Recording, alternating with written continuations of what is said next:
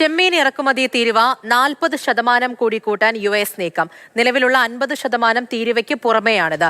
US സെനറ്റിൽ bill അവതരിപ്പിച്ചു. India shrimp tariff act എന്ന പേരിലാണ് ബിൽ അവതരിപ്പിച്ചിരിക്കുന്നത്. ബസന്ത് വിവരങ്ങളുമായി ചേരുന്നുണ്ട്. ബസന്ത്, നിലവിലുള്ളതിന് പുറമെ 40% കൂടി കൂട്ടി പ്രഹരം ഏൽപ്പിക്കാനാണ് US നീക്കം നടത്തുന്നത്. എന്താണ് വിവരം? ലൂസിയാനയിലെ ചെമ്മീൻ വ്യവസായം സംരക്ഷിക്കുന്നതിന് എന്ന പേരിലാണ് രണ്ട് സെനറ്റർമാർ US സെനറ്റിൽ ഒരു ബില്ല് അവതരിപ്പിച്ചിരിക്കുന്നത്. അതായത് ഇന്ത്യ ഷ്രിംപ് ആക്ട് എന്നുള്ള പേരിലാണ് ഈ ബില്ല് ഇപ്പോൾ അവതരിപ്പിച്ചിരിക്കുന്നത്.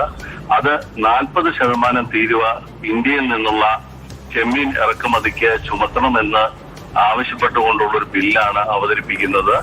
നിലവിലുള്ള 50% തീരുവ ഇപ്പോൾ തന്നെ ഉണ്ട്. അത് തന്നെ ചെമ്മീൻ വ്യവസായത്തെ വലിയ തോതിൽ ിക്കുന്ന ഒരു സാഹചര്യമാണ് ഉള്ളത്. അതിന് പുറമെയാണ് ഇപ്പോൾ 40% കൂടി ചെമ്മീൻ തീരുവ ഏർപ്പെടുത്തണം എന്നാവശ്യപ്പെട്ടുകൊണ്ടുള്ള ഒരു ബില്ല് ഇപ്പോൾ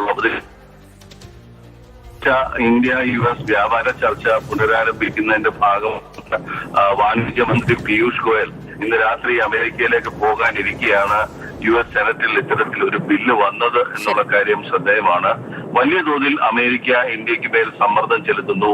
ചെമ്മീൻ ഇറക്കുമതിക്ക് 40% തീരുവ, ചബഹാർ പോർട്ടുമായി ബന്ധപ്പെട്ട തുറമുഖവുമായി ബന്ധപ്പെട്ട